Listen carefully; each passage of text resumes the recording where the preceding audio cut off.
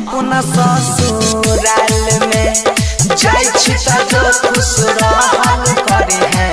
अपना ससुराल में। होई गेलियो बदनाम गे रानी हम तोरा प्यार में जाय छी त जो खुश रहल करे है अपना ससुराल में जाय छी त जो खुश